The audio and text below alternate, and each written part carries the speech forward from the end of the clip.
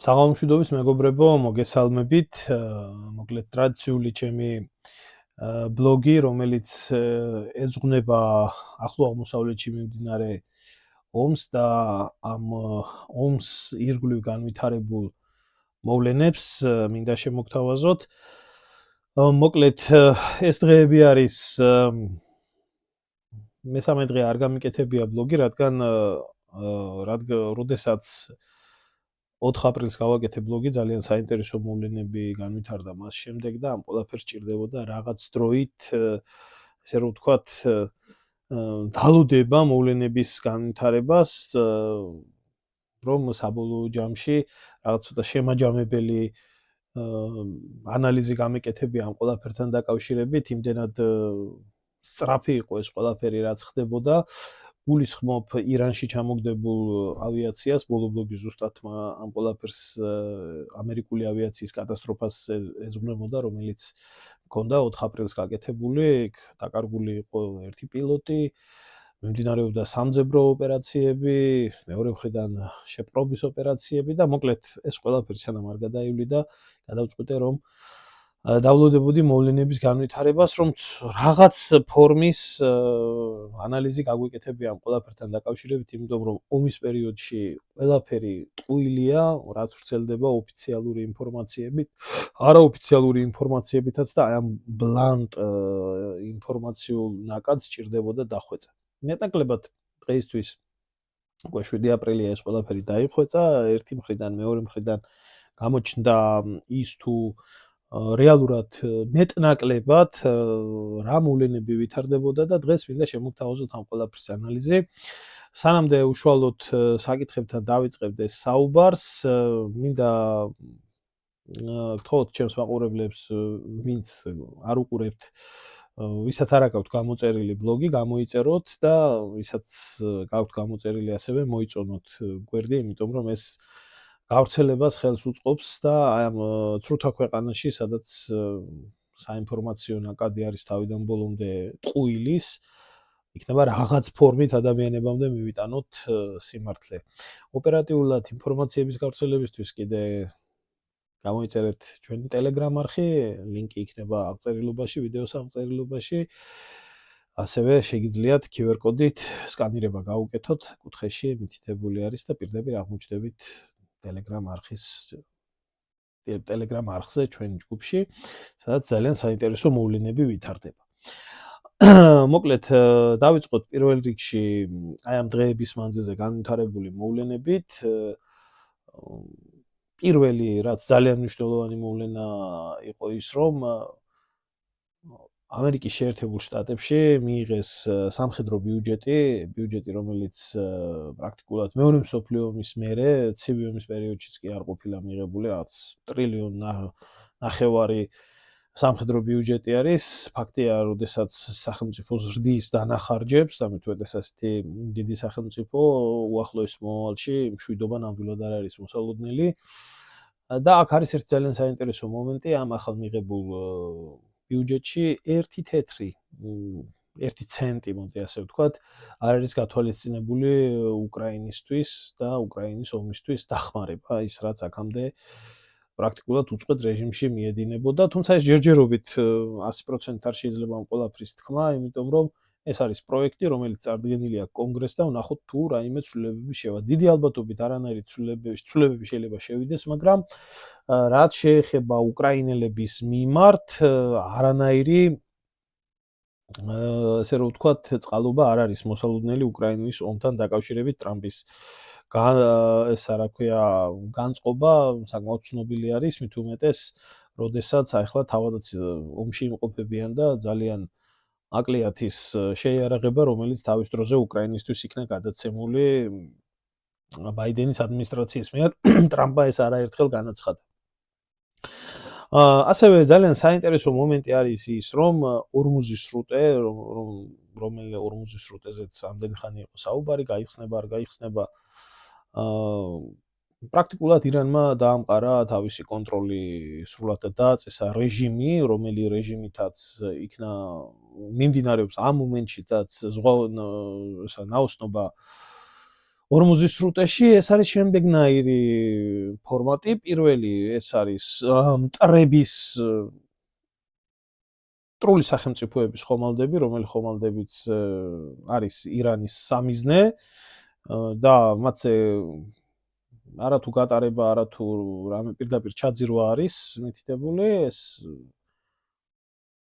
არ აქვს მნიშვნელობა იქნება ნავთობტანკერები, თუ იქნება შრალი ტვირთის კონტეინერ მზიდები, მნიშვნელობა არ აქვს ამ ყველაფერს.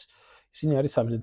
ძირითადად ეს არის ორი ქვეყანა, შეერთებული შტატები და ისრაელი და დანარჩენი ქვეყნები, რომლებმაც ირანის მოთხოვნით არ მიიღეს მონაწილეობა ამ სამხედრო ოპერაციაში, დაიკავეს ნეიტრალური პოზიცია.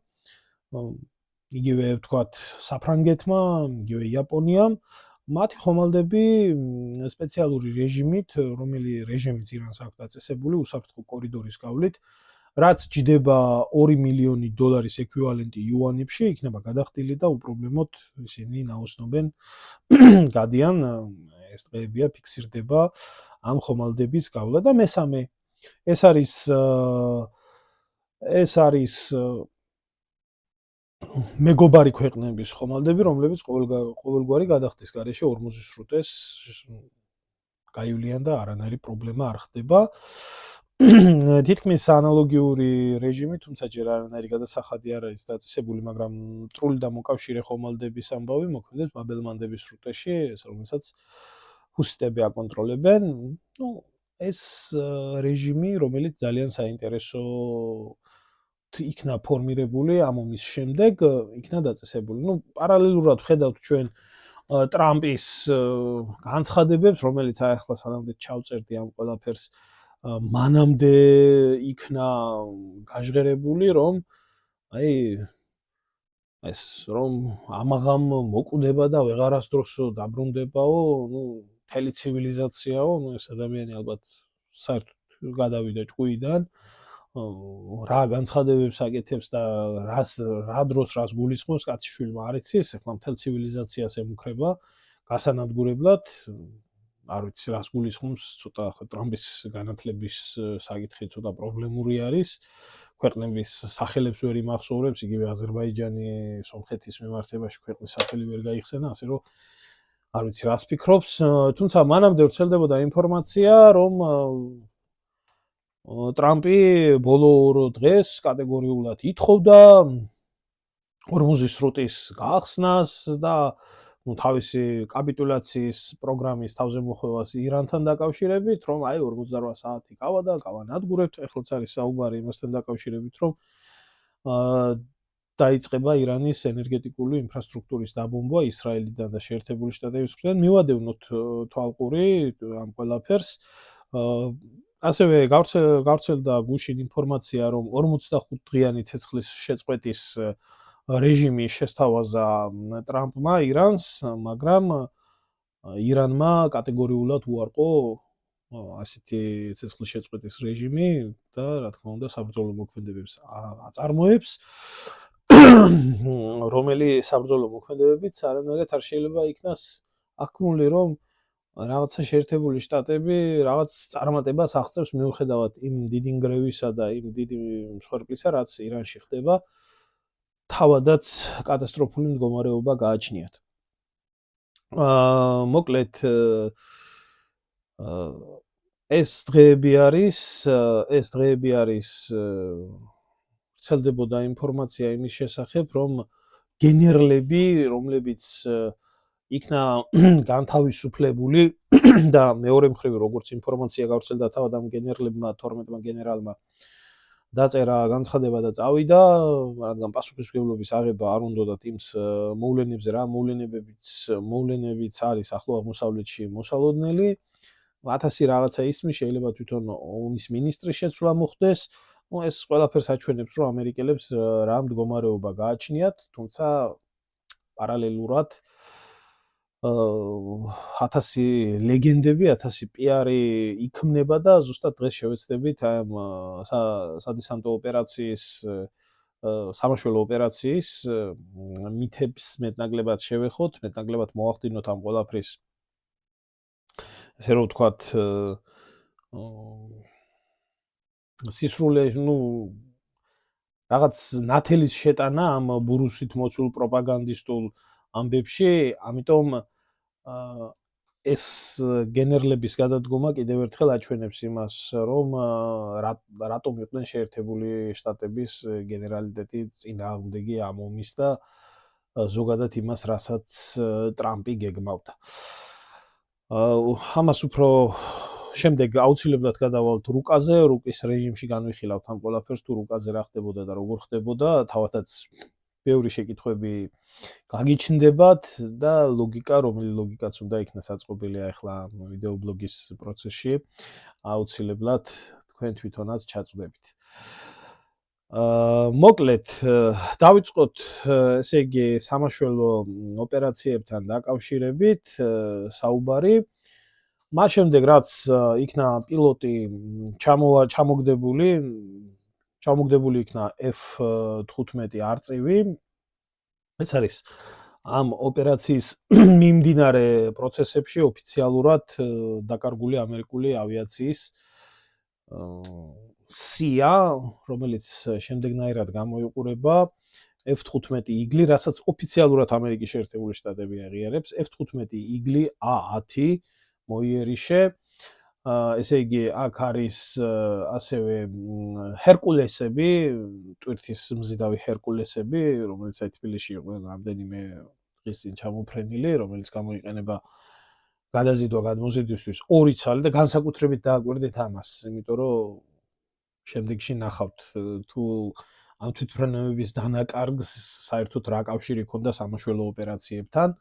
ასევე ძვირადღირებული MQ დრონი, ჰერმესი, დაკარგული არის 2 შავი ქორი, მოიერიშე ვერტმფრენები და სხვა ასევე ძვირადღირებული საავიაციო ტექნიკა MH6, მოკლედ საერთო ჯამში 11 აპარატი იქნა დაკარგული. ეს ოფიციალურად უშუალოდ აი ამ ოპერაციებთან დაკავშირებით.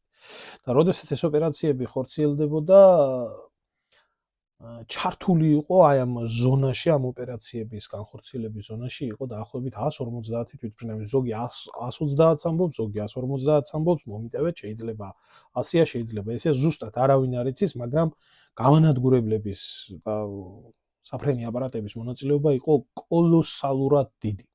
რაც არაბუნებრივად დიდი, რაც იმას მეტყველებდა, რომ ეს ოპერაცია თვითონ შეერთებული შტატებისთვის იყო ძალიან მნიშვნელოვანი, სასიცოცხლოდ მნიშვნელოვანი და რა თქმა უნდა ეს ასეც იყო, იმიტომ რომ პილოტი, რომლის დაკავებაზეც ირანულმა მხარემ და ცოცხლად გადაცემაზე რაღაცამდენი მილიარდი ირანული რეალი დააწესა,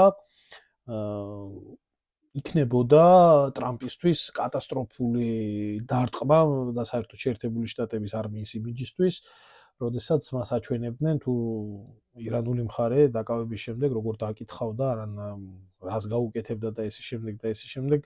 ამიტომ ამერიკელებისთვის იმიჯი ყველაზე მაღალი არის და ამიტომ მათ ამ ოპერაციაში ჩართეს მათ ხელთ არსებული აბსოლუტურად ყველანაირი საშუალება. თუმცა, კარგად დააკვირდით. ამ ოპერაციასთან ერთად, როგორც გახდა ცნობილი, პარალელურად მიმდინარეობდა ასევე მეორე და უფრო სასიცოცხლოდ მნიშვნელოვანი ოპერაცია, რომელიც იქნა ჩავარდნილი. და ეხლა მოგიყვებით ამ ყველაფერთან დაკავშირებით, შემდეგ თქვენ თვითონაც ნახავთ რუკაზე დარწმუნდებით თუ რაზე არის საუბარი და სინამდვილეში ეს ყველაფერი რას ეძღვნებოდა. პირველ რიგში მინდა აღვნიშნო ის, რომ მე თვითონ მაქვს მონაწილეობა მიღებული ერაყის ოპერაციებში შეერთებული შტატების არმიასთან ერთად და ძალიან კარგად ვიცი ამერიკული ჯარის სპეციფიკა. ამერიკელებისთვის მე არ ვამბობ იმას, რომ როგორ გითხრათ, იცით, რომ აი ასე მზრუნველები არიან თავიანთი ჯარისკაცების მიმართ, ზოგადად მათი მიდგომა არის ესეთი. თუ ეს არის ფართომასშტაბიანი ომი, რასაც გვაჩვენებს, თქვათ, ვიეტნამის ომი, რასაც გვაჩვენებს თუ რამდენი ასეული და ათასობით ამერიკელი ჯარისკაცი იქნა განადგურებული თავიანთი შეცდომების გამო, თავიანთი ბინძური პოლიტიკის გამო, მაგრამ ზოგადად ომებს, რომელსაც ძირითადად შეერთებული შტატები აწარმოებს ტაქტიკას და სტრატეგიას, ანუ საავიაციო დარტყმები, სპეცოპერაციები და ესე შემდეგ, როგორიც იყო ავღანეთში, როგორი ოპერაციები ჩატარდა ერაყში, აი ესეთი ფორმის ბრძოლებში ამერიკელებისთვის დიახ ძალიან მნიშვნელოვანი არის თითოეული ჯარისკაცის სიცოცხლე. ძალიან მნიშვნელოვანი არის თითოეული ჯარისკაცის სიცოცხლე და შემიძლია გითხრათ ის, რომ როდესაც გქონდა ჩვენ ოპერაციები, რასაც ამერიკელ სამხედროებთან ერთად ვატარებდით და მოხდებოდა ამ ოპერაციის დროს ჯარისკაცის დაჭრა. ასეთ შემთხვევაში როდესაც გადავცემდით იმ ინსტრუქციას, რომელი ინსტრუქციითაც მაშველი ჯგუფი უნდა მოსულიყო დაჭრილის გასაყვანად და ეს იყო თვითმფრინავი გადაცემის მომენტიდან, როდესაც თავისი სპეციფიკური 13 პუნქტიანი გადაცემის ინსტრუქცია აქვს, ესე უბრალოდ არ ხდება აიღო რაცია და გამოიძახო, აი ამ 13 პუნქტს როდესაც დააკმაყოფილებდი დასრულებიდან დაახლოებით 4 წუთში მაქსიმუმ რაიონში იმყოფებოდა საევაკუაციო ერთმფრენი და სადაზღვეო ერთმფრენი, რომელიც ასევე საბრძოლო დაზღვევას უკეთებდა ერთმფრენს და დაჭრილი გაყავდათ ძალიან სწრაფად ბრძოლის ველიდან. ნამდვილად ასე იყო და ნამდვილად ასე არის. ამას აქვს ძალიან დიდი მნიშვნელობა თვითონ მებრძოლისთვის, როდესაც მანიცის რომ ოპერაციის დროს თუ ის დაიჭრა, მისი სწრაფი ევაკუაცია მოხდება, საბრძოლო სულისკვეთებას უმატებს და შეგრძნება აქვს იმისი, რომ მიტოვებული არ იქნება და დატოვებული არ იქნება. მაგრამ კიდე ერთხელ ვამბობ, ხაზგასმით ვამბობ, როდესაც ომის სტრატეგია არის ისეთი, როგორი ომის სტრატეგიითაც შეერთებული შტატები ბოლო პერიოდში იბრძვის. საავიაციო დარტყმები და წერტილოვანი სპეცოპერაციები. როდესაც არის ომი, რაც დიდი მასშტაბის ომი, როგორიც იყო თქვათ მეორე მსოფლიო ომის დროს, როგორიც იყო ვიეტნამის ომის დროს და რომელშიც შეიძლება ეს ომი გადაიზარდოს, თითოეული დაჭრილი ჯარისკაცისთვის ერთფრენს ვერავინ გამოიძახებს და ამ ყველაფერთან დაკავშირებით კიდე მინდა გაგახსენოთ, რომ მაგალითად შავი ქორის დესანტი როდესაც განხორციელდა სომალის დედაქალაქში, მაშინაც ვერ მოხერხდა დაჭრილების და დაღუპულების დროული გამოყვანა იქიდან. ანუ ზრუნავენ, მაგრამ არა ისე, რომ ეს არის აქსიომა ყველა ომის დროს.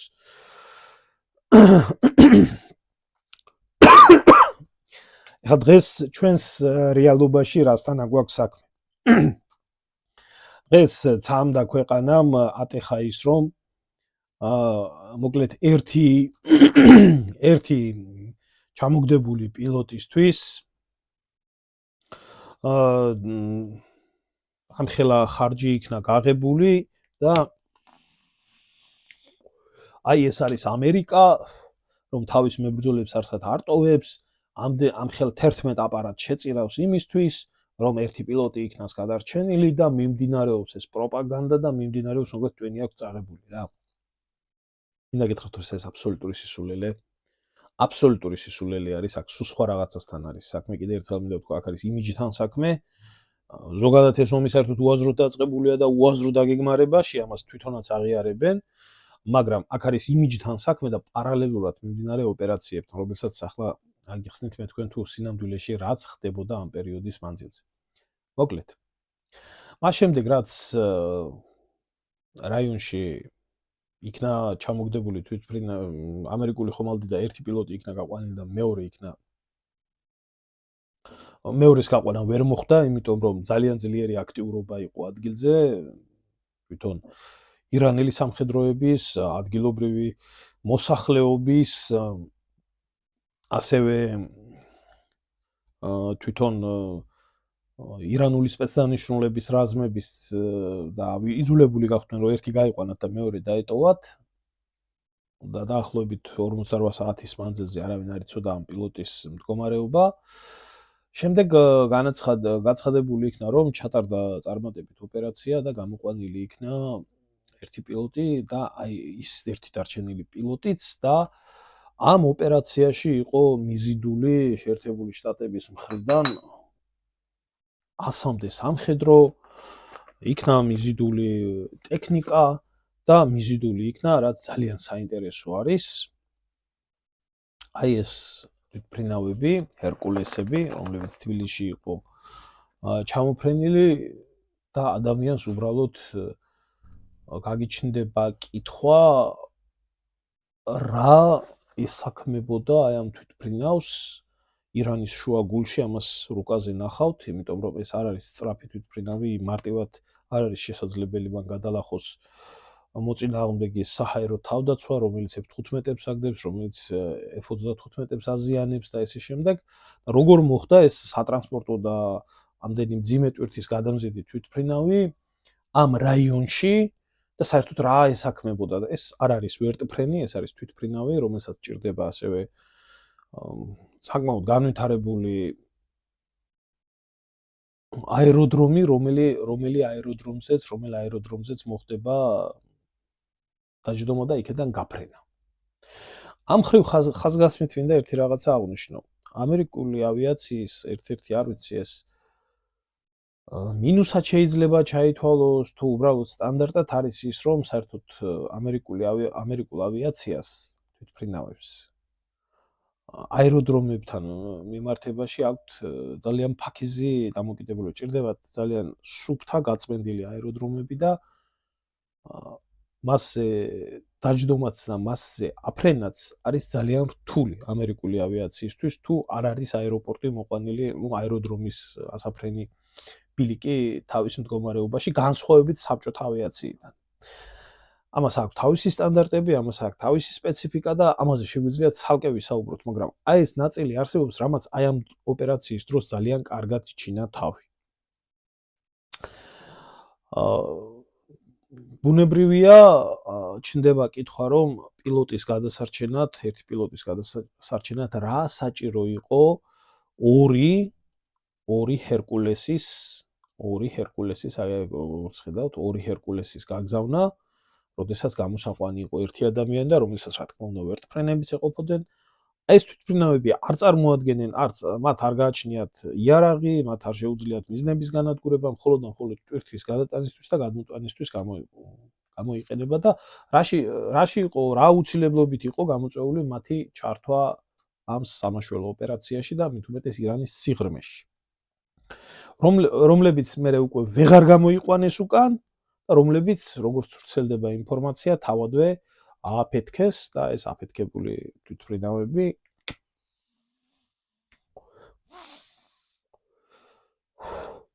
ყველამ ნახა თუ რა მდგომარეობაში იმყოფებოდა იქ, აი აქედან როგორ უნდა მომხდარიყო ამ ყველაფრის, რა ვიცი, აფრენა, დაფრენა, ტვინი სად ქონდათ ამ ოპერაციის დაგეგმვის დროს, მე ვერ ხვდები, აი გამაუგნებელი არის ეს ყველაფერი.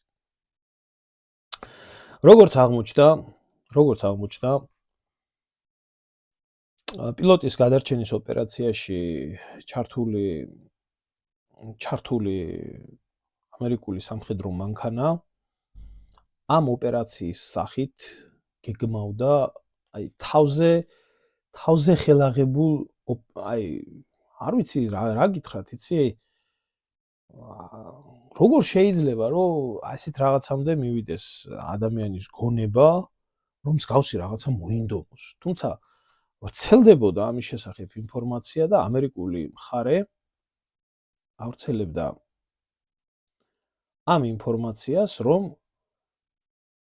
30 აპრილის მონაცემები არის ეს ტრამპის უაზრო გეგმა, რომელიც ითვალისწინებდა შემდეგ რამეს. ეხლა არ ვიცი, შეიძლება ზოგიერთს გაეცინოს, ზოგიერთმა ამას სერიოზულად მიაქციოს ყურადღება, მაგრამ ტრამპის გეგმა იყო შემდეგნაირი. აღმოიჩინათ გამდიდრებული ურანის კონტეინერი, რომელიც გავრცელებული ინფორმაციით არის 60%-მდე გავრცელებული, გამდიდრებული ამერიკული, ირანული ურანი და ამერიკულ სპეცნაზს მოეპარა ირანიდან ეს უზარმაზარი კონტეინერი და წამოიღო ეს ყველაფერი და გამოიტანა შეერთებულ შტატებში. ამას შეშლილის მეტი ასეთ ოპერაციას მით უმეტეს ვერავინ ვერ დაგეგმავდა. აი ასეთ შემთხვევაში ნამდვილად ჩანს ყველაფერი თუ რაში იყო საჭირო აი ამ თვითმფრინავების ჩართვა, აი ამ ოპერაციაში, ჰერკულესების ჩართვა. ნამდვილად ამ თვითმფრინავებს შეუძლიათ 9 ტონა კონტეინერი ურანის გამოტანა და გამოყვანა. აბსოლუტურად ეს ყველაფერი ჯდება ლოგიკაში და გამომდინარე საიდან. პირველი პილოტი და კოორდინატი, ამას რუკაზე თქვენ გაჩვენებთ, სადაც იქნა ჩამოგდებული, მისგან დაახლოებით 300-400 კილომეტრის მანძილზე იქნა განადგურებული აი ეს ორი თვითმფრინავი ჰერკულესი, განადგურებული იქნა ასევე ორი შავი ქორი, როგორც თვითონ ამბობენ, რომ თვითონ გაანადგურეს, მოეწყო ამისთვის საველე აეროდრომი, რაზეც დაჯდნენ, მაგრამ ვეღარ გამოფრინდნენ აქეთ. იმიტომ რომ ოპერაცია ჩავარდა ურანის კონტეინერის მოპარვასთან დაკავშირებით, ან მე არ ვიცი როგორ გეგმავდნენ ამ 9 ტონა ურანის კონტეინერის შენს ბრუსით ამოცული ახლა ეს ყველაფერი, მაგრამ აი ზუსტად აი ამ ლოგიკაში ჯდება თუ რატომ მოხდა ორი ჰერკულესის დაკარგვა.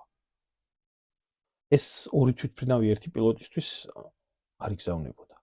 და რაც შეეხება იმას, რომ თურმე დაჭრილმა პილოტმა 24 საათში თუ 48 საათში დაჭრილმა კატაპულტირებულმა პილოტმა, რომლის ეს კატაპულტაცია არის ერთ-ერთი ურთულესი პროცესი, იმიტომ რომ ამ დროს შეიძლება იქნას ხერხემალი ან ნეკნები დაზიანებული ადამიანს, არავინ იცის როგორ მოხდება მისი დაშვება და უბრალოდ კატაპულტირებული პილოტი მერე კარგახანი რეაბილიტაციას გადის, რომ ფეხზე დადგეს.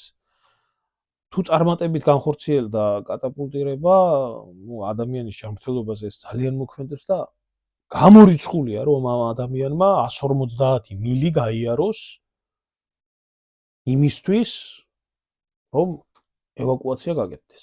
48 საათზე მაქვს ლაპარაკი. და მით უმეტეს თუ დაჭრილია. დანაკარგები, ჰერკულესის დანაკარგები ეს რადიკალურად განსხვავდება იმ ადგილიდან, სადაც იქნა ჩამოგდებული F-15. და მათ შორის გავზომოთ მე რუკაზე მანძილი და ჩვენ თვითონ შევხედოთ სადაც. ანუ ამ დროს ხდება ყველაფერი ძალიან მარტივად, გასაგები, რომ პილოტის ევაკუაციის საბაბით, ნიღბით, ასე რომ ვთქვათ, შეერთებული შტატები გეგმავდნენ, აი ეს არის გავრცელებული სათვალთვალო კადრი ისპაჰანთან ახლოს, არც ისე დიდი ხნის წინ, ირანული ურანის კონტეინერის გადაზიდვას, როდესაც ახორციელებდნენ, თანამგზავრიდან იქნა ეს ყველაფერი გადაღებული და აი ამ თანამგზავრული სურათიდან გამომდინარე ამერიკელებმა და ინფორმაციიდან რომ სადღაც იქ ახლომახლოში ისპაჰანთან იყო ურანის საცავი, ახლა იმას რამდენი დაცვა ეყოლებოდა, ის ალგე საკითხი. გეგმავდნენ, გაჩვენებთ აი ამას, არავინ არ აქცევს ესეთ რაღაცეებს ყურადღებას. ისინი გეგმავდნენ და ამაზე იყო საუბარი, უბრალოდ ამაზე აი დაგვერდით. გაჩვენებთ ახლა მე თქვენ აი ამას. აი ჩემო გარგებო. გავრცელებული ინფორმაცია ეს არის სადღაც 30 აპრილი, რომ ისინი მიიღებდნენ გადაწყვეტილებას ამ ურანის კონტეინერის გამოტანასთან დაკავშირებით. პილოტის გადარჩენის ოპერაცია იყო უბრალოდ ნიღაბი ამ ყველაფრის, რომ ისინი თავისიანებს არ ტოვებენ და ამაში ჩართეს მთელი ძალა 130 თუ 150 გამანადგურებელი, რომელიც თელს კვადრატს ამუშავებდა, ჰაერიდან მხარდაჭერა, ასევე სარაკეტო მხარდაჭერა, ასევე თვითონ სადესანტო ჯგუფები, ყველაფერი რაც იქნა გაგზავნილი, რომ ჩატარებულიყო ოპერაცია ურანის კონტეინერის მოსაპარად, კი არა, გასატაცებლად. და პილოტის გადარჩენის ოპერაცია მიმდინარეობდა ცალკე პარალელურად. და ცდილობდნენ მათ დაიჭირეს ესეთი მომენტი, რომ აი ამ ყველაფრის საფარქვეშ მოულოდნელი ოპერაცია ჩაეტარებიათ. და ამისთვის იქნა შერჩეული ველი, რომელიც იქვე შესაძლებელი იყო თვითმფრინავების დაჯდომა, მაგრამ როგორც გითხარით, ძალიან ფაქიზი თვითმფრინავები არიან, საერთოდ ამერიკული თვითმფრინავები, დაჯდომასთან და აფრენასთან დაკავშირებით, თორე ჰერკულესი ერთ-ერთი ყველაზე გამოცდილი თვითმფრინავი არის და ძალიან, სხვათა შორის, ძალიან ხარისხიანი თვითმფრინავი არის. 1-6 ჯერ მე პირადად ვარ ნაფრენი. სხვათა შორის, ფრენის დროს ერთი პროპელერი გაეთიშა და ცალი პროპელერით პირადად მე მგზავრობდი მაშინ. ცალი პროპელერით უპრობლემოდ მოახდინეს თვითმფრინავის მართვა და დაჯენა. არანაირ პრობლემას არ წარმოადგენს. ძალიან ხარისხიანი თვითმფრინავებია, მაგრამ დაჯდომა აფრენაში საერთოდ აი ეს სპეციფიკა გააჩნია ამერიკულ ავიაციას. მათ ჭირდებათ კარგი აეროდრომები. ახლა კი ჩნდება ეს ყველაფერი ღიად, რომ ეს თავზე ხელაღებული ოპერაცია ჭირდებოდა მხოლოდ და მხოლოდ იმისთვის, რომ პილოტის გადარჩენის ნიღბის ქვეშ მათ განეხორციელებიათ ურანის კონტეინერის გატაცება და ურანის კონტეინერის გადაზიდვისთვის, გამოტანისთვის ჭირდებოდა ზუსტად ჰერკულესები, რომელიც ვერ შესრულდა, ბევრი მიზეზები იყო ალბათ, არა მარტო აი ამ ასაფრენ-დასაფრენი სიტუაცია, ალბათ კბილებამდე შეიარაღებული ირანული ჯგუფი დახვდათ, რომელთაგან ეიტრალება და არ გამორიცხოთ სხვათა შორის, რომ ამ თვითმფრინავებში შეიძლება ყოფილიყო ის აპარატურა, რომელი აპარატურაც თავის დროზე, როგორც ესენი იძახიან, მადუროს განეიტრალებისთვის მოახდინეს, ანუ ადამიანზე მოქმედი რაღაც რენტგენული იარაღი თუ ლაზერული თუ დამასხივებელი იარაღი, რომელსაც ცოცხალი ორგანიზმები გამოყავს წყობიდან და როდესაც ეს ყველაფერი ვერ მოხერხდა, ვეღარც გამოფრენა მოხერხდა ამ თვითმფრინავების, მათ გამოიყვანეს პილოტები, იმიტომ რომ ჩართული იყო ამ ყველაფერში როგორც სპეცდანიშნულების რაზმები, ასევე სამაშველო ვერტმფრენები და ადამიანები გამოიყვანეს და ზუსტად ეს ტექნიკა რო არ ჩავარდნილიყო ირანელების ხელში, საკუთარი ხელით ააფეთქეს საკუთარ ასეთი უამრავი კადრი არის, ვისაც გაინტერესებს, შეგიძლიათ შემოვბრძანდეთ ჩვენ არხზე და იხილოთ, დეტალურად იხილოთ თუ რამდენი თვითმფრინავი იქნა აფეთქებული და განეიტრალებული. ანუ ესენი თვლიდნენ ესეთ რაღაცას, რომ პილოტის გადარჩენის ოპერაციაში მოახდენდნენ ირანული შენაერთების და ირანული სარდლობის მოტყუებას და პარალელურად ამ ყველაფრისა იქნებოდა ჩატარებული ურანის კონტეინერის გადაცემის ოპერაცია, რომელიც ჩავარდა, როგორც გითხარით, კატასტროფულ მდგომარეობაში არის ეს ოპერაცია და მისი დამგეგმავები. არავინ იცის რეალობაში დანაკარგი რამდენია ცოცხალი ძალის, არავინ იცის იქ რა მოხდა, როგორ მოხდა, რანაირად მოხდა, მაგრამ ფაქტია, რომ ამხელა დანაკარგები და ხაზს უსვამ. სამგზავრო სამხედრო ავიაციის დანაკარგები.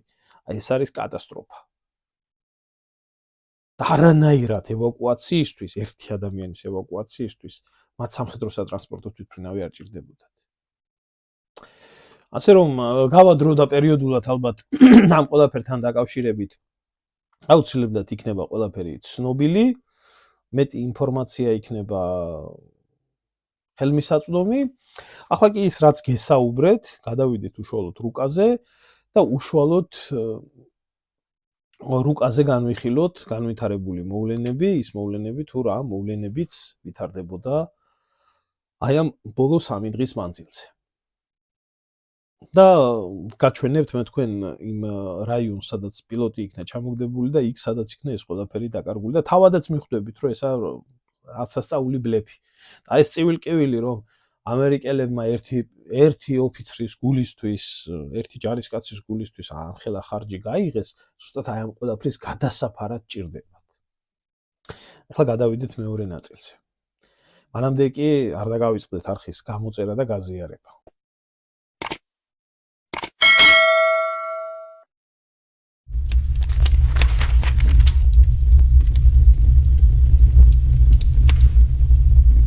ახლა კი მეგობრებო, დაუბრუნდეთ 4 აპრილს და განვიხილოთ ის მოვლენები, რა მოვლენებიც განვითარდა ამერიკული ავიაციისთვის ყველაზე კატასტროფული დღე. და კარგა, როგორც გვახსოვს, ვისაც გაინტერესებს, შეგიძლიათ წინა ბლოგი ნახოთ. აქ ნაჩვენები არის F-16-ის ჩამოგდება, F-10-ის ჩამოგდება, როდეს განხორციელდა, როგორ და რანაირად განხორციელდა, ეს ის დღე არის და როდესაც ერთი პილოტი იქნა ნაპოვნი, შავი ქორის ჩამოგდება, როდესაც განხორციელდა. და დააკვირდით ძალიან კარგად აი ამ ადგილს, ეს არის მთაგორიანი ადგილი და დააკვირდით რაიონს. ეს არის 4 აპრილი, კიდე ერთხელ შეგახსენებთ. და აი აქ არის ისპაჰანი, ქალაქი ისპაჰანი, დაიმახსოვრეთ ეს ადგილი. და რა მოვლენები მოყვა ამ ყველაფერს. როდესაც ეს არის 5 აპრილი, როდესაც მიმდინარეობდა პილოტის ძებნის და გადარჩენის ოპერაციები და რომელში იყო ჩართული ამერიკული ავიაცია, ასევე ადგილობრივი მოსახლეობა. ეს ბასიჯებთან, ადგილობრივ სახალხო მილიციის რაზმებთან, კბილებამდე შეიარაღებული ხალხი, რომლებიც ცნობილი შენაერთები არის ირანში, ვისთანაც მოუწიათ შეტაკება.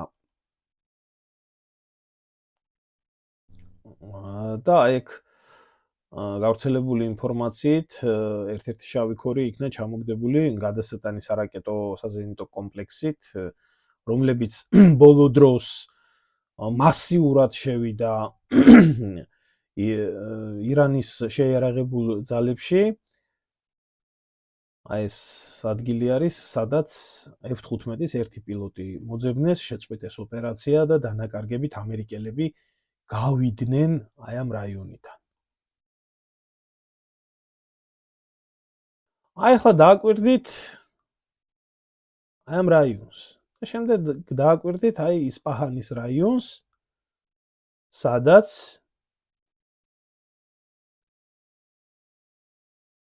პილოტი იყო აი ამ ადგილას, აი ამ ადგილზე იყო პილოტი, სადაც ხედავთ, და დააკვირდით ამერიკული ავიაციის დანაკარგებს ისპაჰანთან ახლოს, სადაც იქნა განადგურებული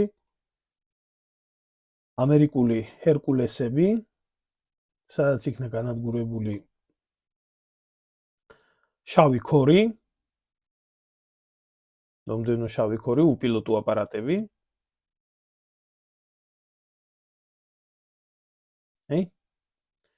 ეს ადგილი ისპაჰანთან ახლოს და ეს არის ზუსტად შავი ქორი. და რა შეხება აქ ამ ადგილს? გავზომოთ ახლა ჩვენ კილომეტრობაში. რამდენი კილომეტრია?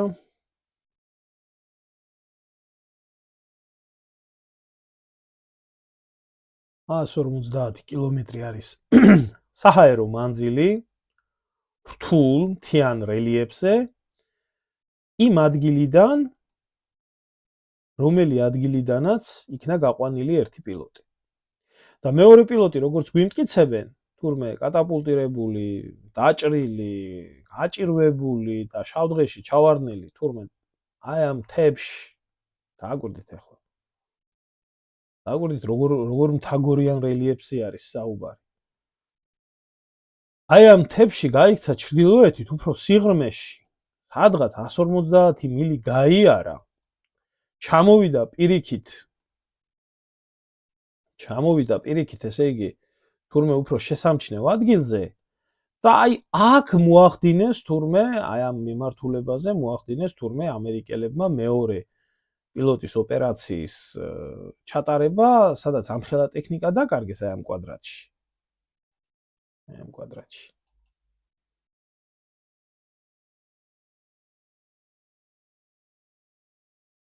და იმდენად სულელი იყო თურმე ამერიკელი პილოტი, რომ მან არ აიღო გეზი პირიქით სამხრეთით აი ამ მიმართულებაზე, სადაც ბევრად ნაკლებად ელოდებოდა საფრთხე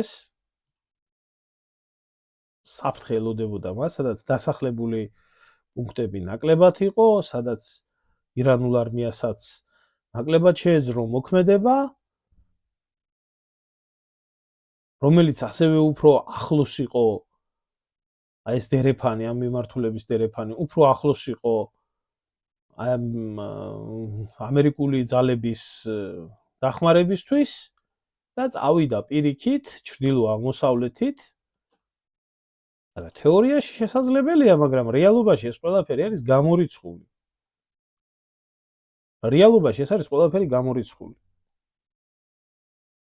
და წავიდა პირიქით აქეთ ისპაჰანისკენ. აი დააკვირდით ახლა მას და თქვენ თვითონ ჩართეთ ლოგიკა, რომელი ლოგიკაც ყველა ნორმალურ ადამიანს უნდა გქონდეს. წავიდა აქეთ. არ წავიდა იქეთ. წარმოგიდგენიათ თქვენ ასეთი რაღაცა? და ამერიკელებმა უფრო გაირთულეს საქმე და იმის მაგივრად, რომ აი ამ მთაგორიან დაუსახლებელ ტერიტორიაზე ჩაეტარებიათ ოპერაცია, ამის მაგივრად უფრო სიღრმეში შევიდნენ და პილოტმა გაიარა ამ პერიოდში დაახლოებით 150 მილი. ეს ხო არარეალური არის რა, აი რაღაცა არაფერ რეალობაში ეს ყველაფერი არ ჯდება.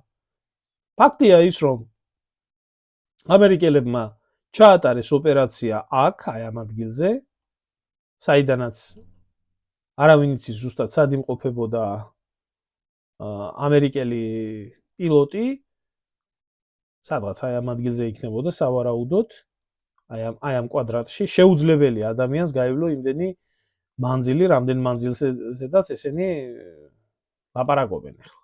კი გვესმის, რომ რემბოებთან აგვაქვს საქმე, მაგრამ აი სადღაც ამ ტერიტორიიდან მოხერხდა მისი გაყვანა და პარალელურად ამ ოპერაციის სახელით ჩატარდა ოპერაცია ისპაჰანში,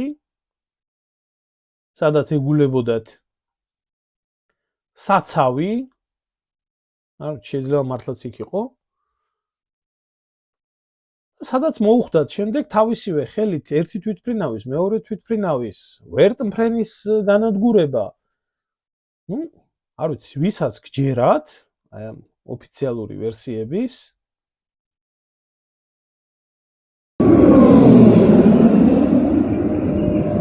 يعلمون امرهم بعد جوه باباش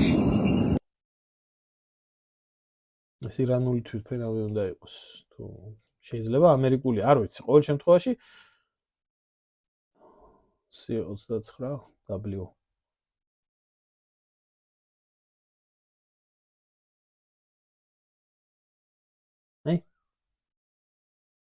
არ ვიცი, ვისაც გჯერათ, გჯეროდეთ. რეალობაში დიდი ალბათობით საფიქრებელია, რომ პილოტი იქნა აქედან გაყვანილი, რაც რა თქმა უნდა ამერიკული იმიჯის და ამერიკული არმიის და თვითონ ტრამპის გადარჩენის ოპერაცია იყო, არ იყო მარტო პილოტის გადარჩენის ოპერაცია. და აი აქ ჩატარდა ეს ოპერაცია, რომელი ოპერაციაც ითვალისწინებდა ირანული გამდიდრებული ურანის გამოტანას.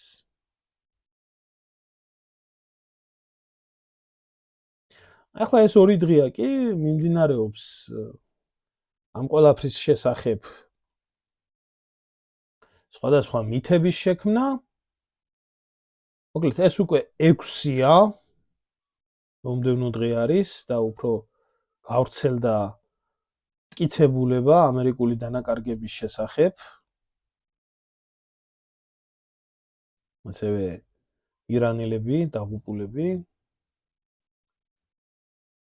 ეს არის ამერიკელი სამხედროების დოკუმენტები, რომლებიც ასევე დარჩა. აი როგორც ჩანს ამ ოპერაციაში იყო ჩართული B1-ის ბომბდამშენები. მე შეგახსენებთ რომ ცაში ფრინავდა 130 გამანადგურებელი, ამერიკული გამანადგურებელი, რომელიც ამ რაიონს ამუშავებდა, რათა საშუალება ქონოდათ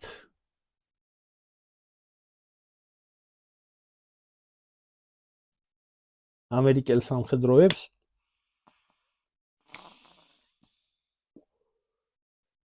ოპერაციის ჩატარებისთვის. ეს კადრები არის გავრცელებული თუ ჰერკულესი როგორ ახდენს დაშვებას ირანის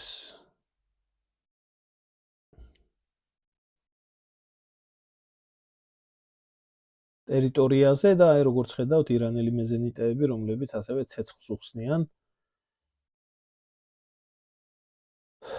ჰერკულეს და ეს უკვე რა ვიცი, აბა ამერიკელები ამბობენ ჩვენ გავანადგურეთო, ისინი ამბობენ რა ვიცი, ჩვენ ავაფეთქეთო და აგერ ამერიკული შეიარაღების ნაწილი დაგვრჩაო. მოკლედ აი ამ ყველაფერთან აგვაქვს საქმე, უამრავი კითხვები ჩნდება და კითხვები ბევრად მეტი არის ვიდრე პასუხი. დანარჩენი დასკვნები თქვენთვის მომინდვია. დღეს გადავხედოთ დღევანდელ მოვლენებს თუ რა ხდებოდა. ორმუზის სრუტეში ეგვიპტის ორმა ხომალდმა უპრობლემოდ დატოვა ორმუზის სრუტე.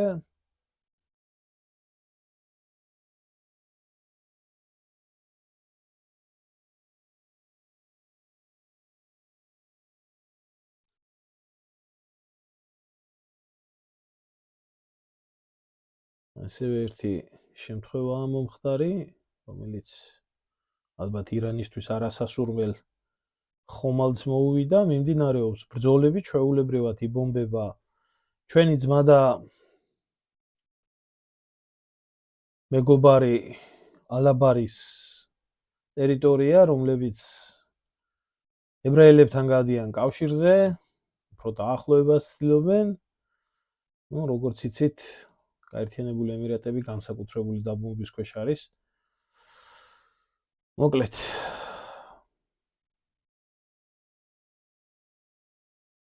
ეს კიდე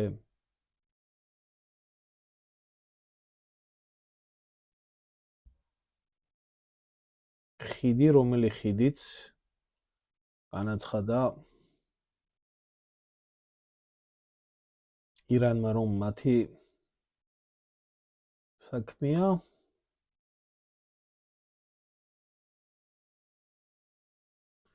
ჩვეულებრივი ქრონიკები არის აქ.